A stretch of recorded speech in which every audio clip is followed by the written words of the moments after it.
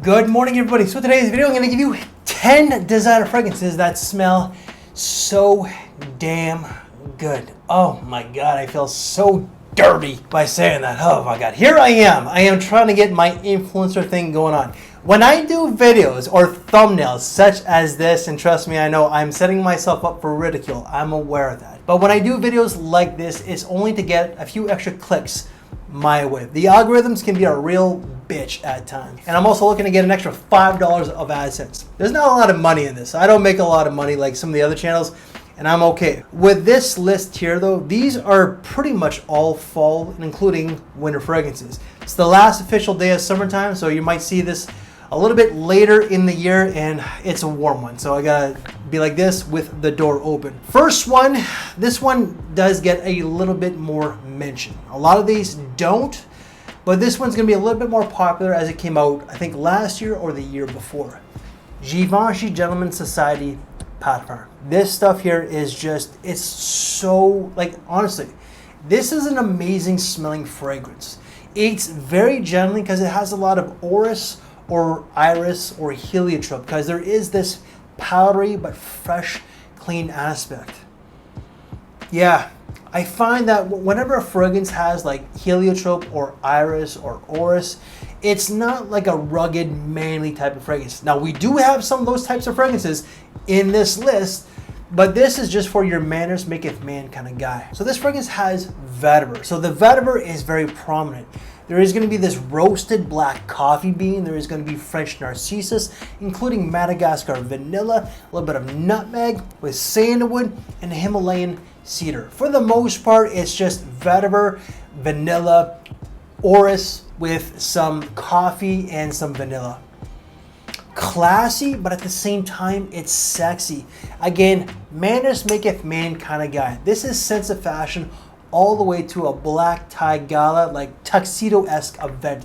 And it is beast mode. Less is more. So if you're a gentleman, you don't do heavy sprays. No more than 3-4 sprays. Next one is another gentlemanly fragrance. Definitely not rugged, masculine whatsoever. This is Manners Maketh Man. This is the latest acquisition in my collection because the bottle broke on camera. Kenzo Power. This is not like the Jeremy fragrance. Power! Power! No, no, no. This is power as in conducting yourself like a proper gentleman. There is power, there is strength in that. This, you know what? I can't even smell it from the atomizer. 1, 2, there we go. First sprays. Very much, this is a gentleman's fragrance because it has florals. It's got a lot of citrus. I feel like there's lemon verbena. It's not listed, but I feel like it's there because it really does pop. There's also coriander, cardamom, there is French labdanum, and tolu balsam. So you're gonna get a lot of these florals, this cleanly aspect as well. So it's like a cleanly floral. Don't know what florals that is. It's just a cleanly floral with a lot of coriander, which adds this spicy nuance, this labdanum, this resin with, I'm gonna say it again, lemon verbena, or just this citrus. This is going to be more of like a spring fragrance, like an early spring, but I find that this will do very well in the warmer autumn. Not when it's like late November and it's like, let's say up here in Canada, like 5 degrees. Well, maybe yes, but like if it's like 0, no. I would say 5 to 10 degrees Celsius, 12 degrees Celsius. So let's say like 40 degrees Fahrenheit to no more than 50 degrees Fahrenheit itself. There is this old school vibe, and I'm going to put it on record. There is some like old lady aspect. However, I'm going to say it as well. I don't mind that. I truly don't. One time I would have, but now I just don't care. All right, let's go with something a little bit more masculine, shall we? And that's going to be Viktor&Rolf Spicebomb Dark Leather. This is very much like the original Spicebomb, but with just a lot of leather. You're gonna get cinnamon, saffron, nutmeg, so like very much like the original. There's also gonna be tobacco, which the original has, but you just get this dark leather aspect. This is a man's man fragrance with a lot of cinnamon and this pipe like dried tobacco. This you can wear with a suit and tie. easily. But because it's so rugged and in your face, I do think that you can wear this with a leather jacket and black tee. Play it safe with a black tee. This just might stain a white tee. I have no idea if it would, but I would play it safe and go with a darker color because, well, darker color is a little bit more mysterious anyways. But for me, this is an uppercut. So less is more. And a lot of people do complain about the performance, how they say they don't get more than like 5-6 hours. I get 8 to 10. Mind you, I also spray a little bit closer to my skin. I don't spray out here. I spray out here where it's more of that concentration oil sheen. But if you want something that's like a lot of leather with a lot of spices with some tobacco, this is definitely for you. Next one, this one just never gets any mention, and I do think it's a pretty solid fragrance. Hugo Boss, this scent, Absolute. This is absolutely, oh my God, I'm trying way too hard right now. But this is really, absolutely a good fragrance. It is. You get that typical, the scent DNA, you get that typical Maninka. There is going to be ginger and there's going to be vetiver. The vetiver is what mans this one up. The Maninka adds this fruity nuance and kind of gives off a little bit of a playful touch. And the ginger is definitely in there. It warms it up, but at the same time, it just kind of gives off this boost of energy. It's a very energizing scent with like a playful touch that's a little classy. This for me would be more of a night out fragrance, like a type of date or a lounge. But I do think that it's classy enough for like an evening out when it comes to like a suit and tie. Next one came out in 2014 or 15. And this whole lineup gets a lot of hype from the content creators and the influencers. The first time I ever smelled this was off of Redolescence, and it was my trip to New York. It was like a birthday trip. My birthday's in April, and it was like an evening out with like all the married couples, like Cody, Redolescence, I forget who else was there. Evan, that's it, Evan. So I don't know what happened to him. I think he just left the community. But I smelled this off of Steven, and Steven was projecting. I think he really applied a lot of sprays. Not sure, but this does linger. Whether it's like 2 sprays or 10 sprays, this does project and it lingers. Guerlain L'Homme Idéal. This is sweet, it's playful, but it's a little classy. Not masculine at all. Yeah, this, you know what? I haven't sprayed it in years, but I can smell it here. Yeah, see, I haven't sprayed it in years. There we go. A little goes a long way with this one here. But right off the bat, you get this nutty almond accord. It is sweet. It's a delicious fragrance. There's also going to be bitter orange, orange blossom, tonka bean, leather, cedar, vetiver, and rosemary. For me, it's definitely like a lot of almond, a lot of nutty accord. There is going to be a little bit of orange blossom, vetiver, cedar, leather. Again, it's been a little while, but for me, this does smell good. It smells damn good, really. This is more of a night out, like a date, a lounge, and even though it does have this playful aspect, I do think that you can wear this with a suit and tie to like a semi-formal event. I truly do. Again, just less is more. Next one, super classy, super sexy. This is like your modern day gentleman fragrance. Prada L'Homme Intense. This is one of the most popular ones from this lineup, and I believe it has been discontinued. You can still get it online, but the price is going to be a little bit more. Oh, this really does smell like a high quality fragrance from Prada. You're going to get that iris. The iris is prominent, it is waxy, it is powdery. There's also going to be patchouli, amber, tonka bean, leather with some sandalwood. For me, it's very iris forward. You are going to get a little bit of amber, slight tonka bean with like a smooth leather. I would say it's more suede with some sandalwood. Really classy, really gentlemanly. This, in some ways, I personally feel like it could be a little unisex. Yeah, I said that. I do think that the iris in this, and it really is iris forward. It really is powdery. It's not like a baby powder, and like one fragrance that really reminds me of like just pure baby powder was the old Burberry Brit formulation. Now it's like less powdery. It's still there, but it's not like what it used to be.